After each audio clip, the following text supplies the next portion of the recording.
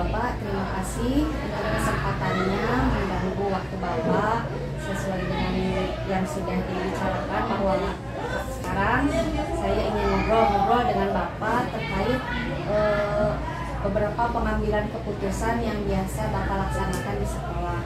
Biasa kan kalau di sekolah Pak suka ada kasus, baik itu kasus murid maupun guru gitu. Nah biasanya Bapak dalam mengidentifikasi kasus ini bagaimana caranya?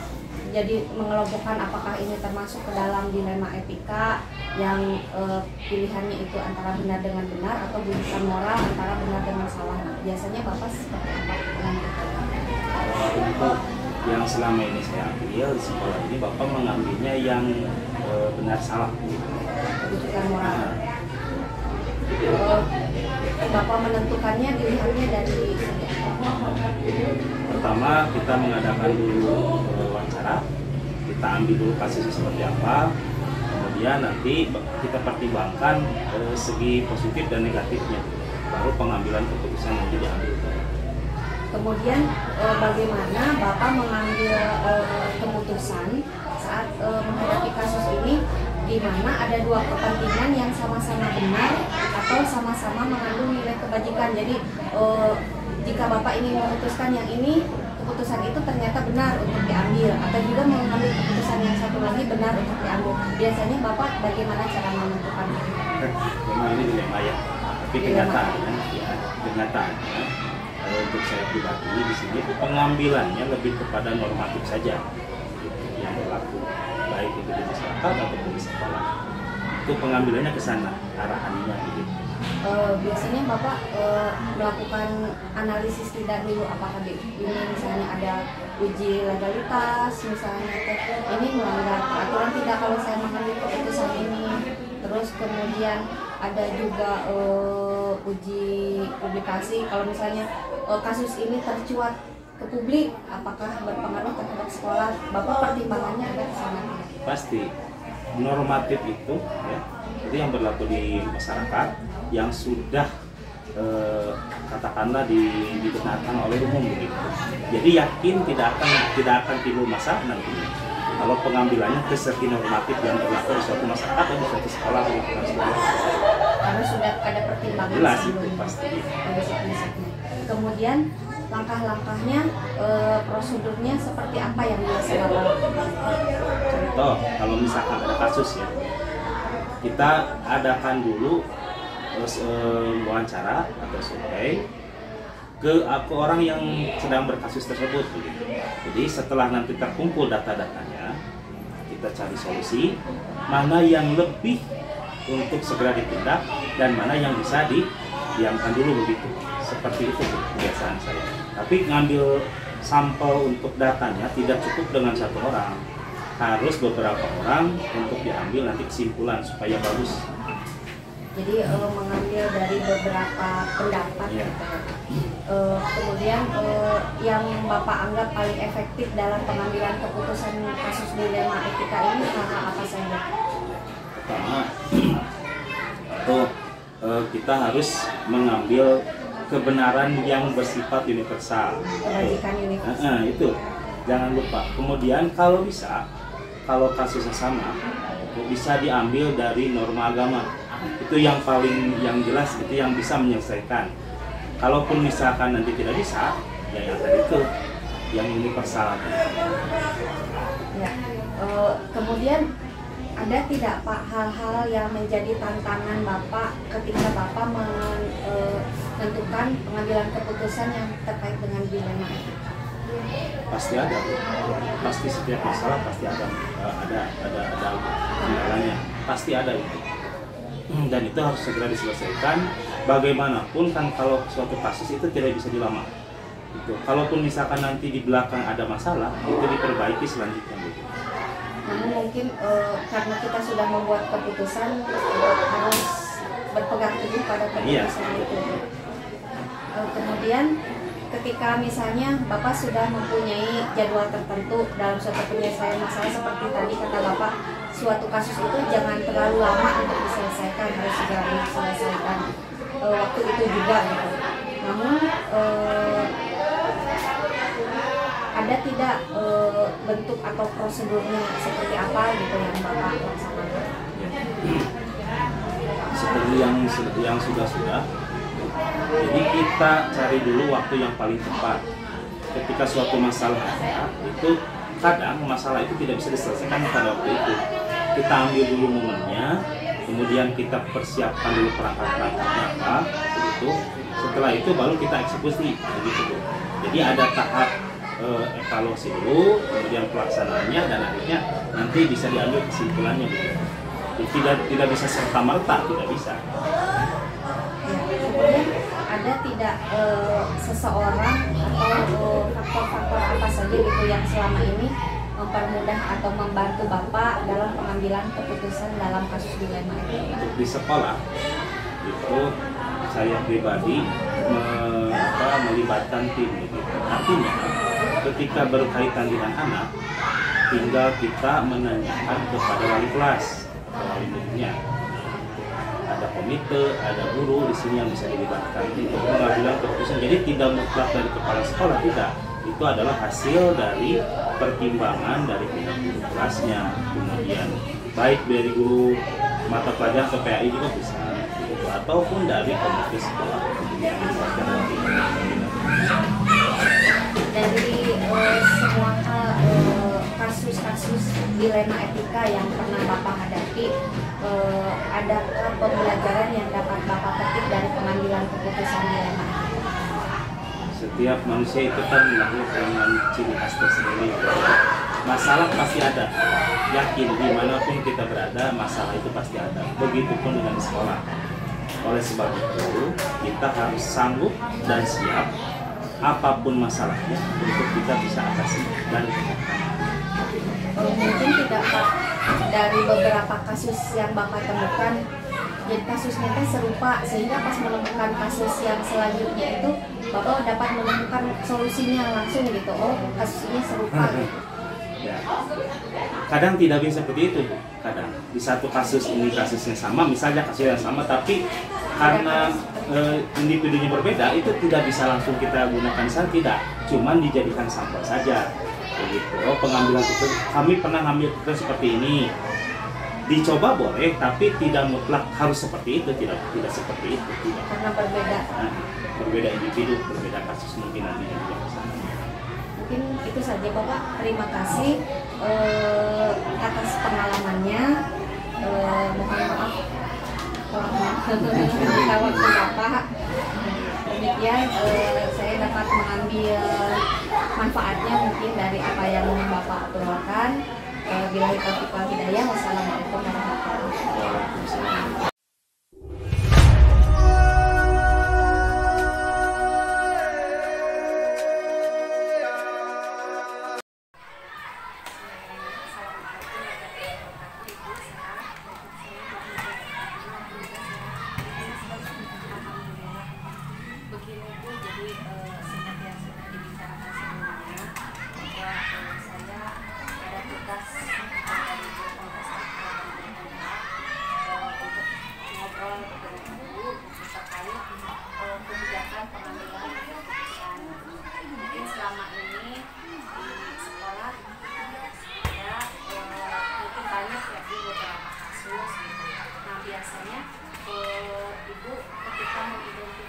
Kasus-kasus ini apakah yang termasuk dilema etika, apakah ini termasuk dalam dilema seperti apa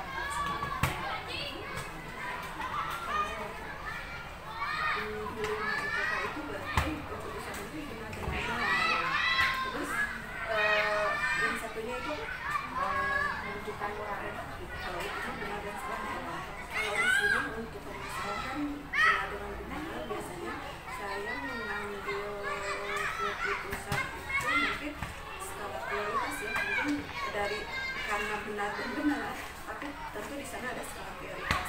Ambil dulu yang misalkan tak berbeda, baik itu masalahnya levelnya tertinggi gitu kan, seperti itu mungkin saya akan mengambil yang skala prioritas.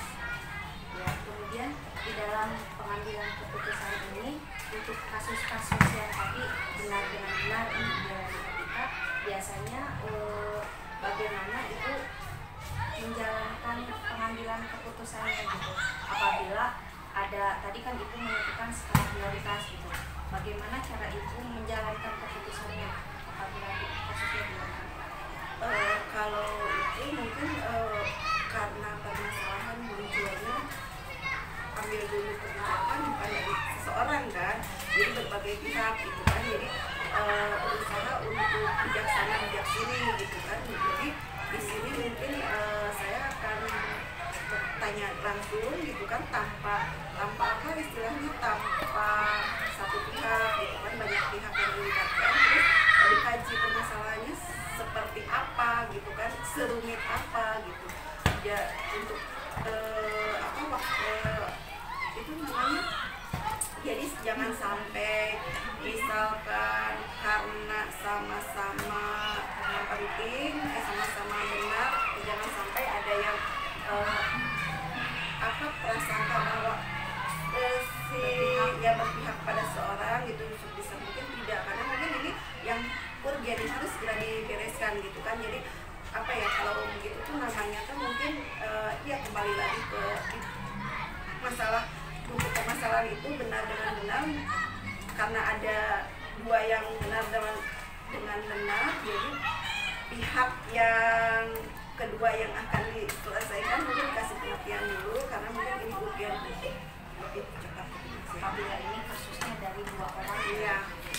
Kemudian langkah-langkah atau prosedur seperti apa yang biasa ibu lakukan untuk pengambilan keputusan Secara keluarga, secara kekeluargaan? Jadi dari kalau misalnya kasusnya ada dua belah pihak, berarti dari kedua belah pihak itu ibu panggil secara kekeluargaan. iya. Jadi mungkin begini ya, layaknya karena saya di sini posisi sebagai pemangku jabatan di lembaga sini, mungkin di sini permasalahan yang ada di ruang lingkup pekerjaan yang saya pimpin, mungkin di sini saya berbicara secara jadi tanpa melukai perasaan siapapun. Jadi saya berusaha meraihnya, misalkan kalau ketika ada dua permasalahan dan dengan dua orang yang berbeda, mungkin satu-satu jadi saya mencoba merangkul layaknya seorang ibu ke anak kedua belah pihak yang menjadi penanti. Kemudian hal-hal apa saja yang selama ini ibu anggap penting dalam pengambilan keputusan? Hal-hal yang paling efektif itu ya dengan pendekatan Secara kekeluargaan. Kemudian apakah ibu mempunyai sebuah jadwal gitu dalam penentuan pengambilan keputusan?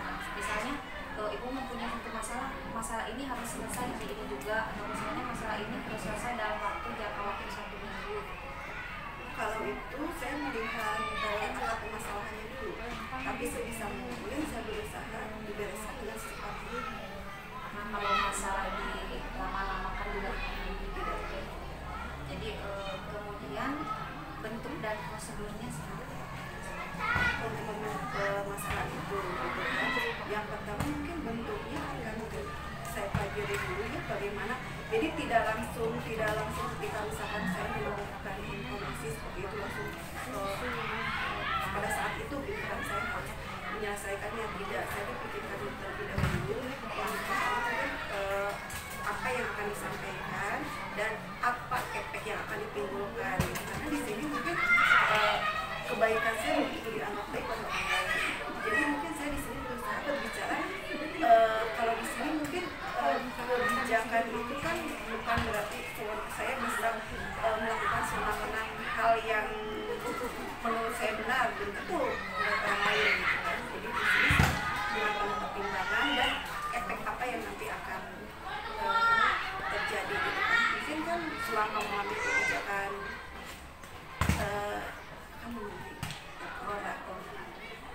Kemudian adakah faktor-faktor atau seseorang yang selama ini dapat mempermudah atau membantu ibu dalam pengambilan keputusan?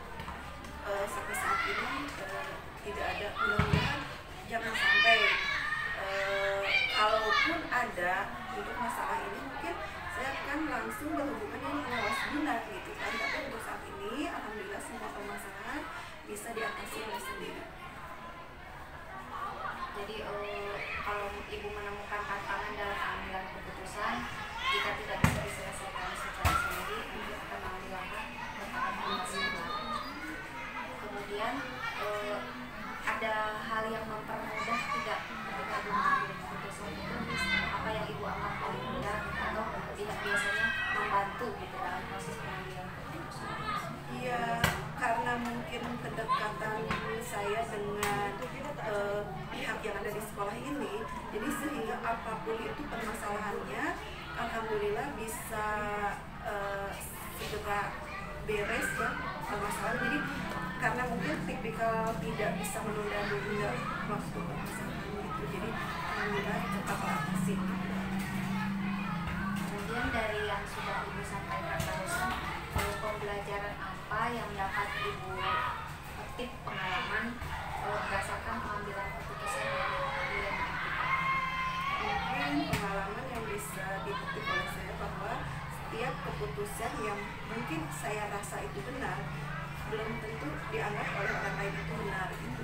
Itu saja. Mungkin selanjutnya yang lebih menjadi pelajaran lagi bahwa kalau kita menyelesaikan semua keputusan tanpa berpikir dulu, efeknya itu kadang kita tidak bisa dijangkau gitu lah. Tapi kalau kita dengan penuh pertimbangan, dengan penuh apapun gitu resikonya juga resikonya tidak terlalu beresiko gitu kan. Jadi beda dengan ketika permasalahan kita dapat langsung diselesaikan dengan kekerasan, dengan nada bicara tinggi atau apa gitu kan.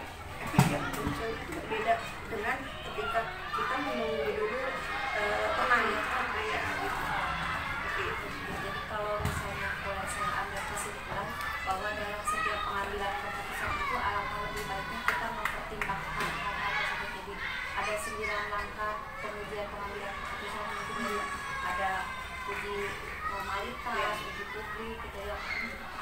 Apakah pengambilan keputusan yang saya akan ambil ini melanggar hukum gitu ya, atau misalnya jika dicuatkan ke publik ini akan berakibat terhadap nama baik sekolah gitu ya.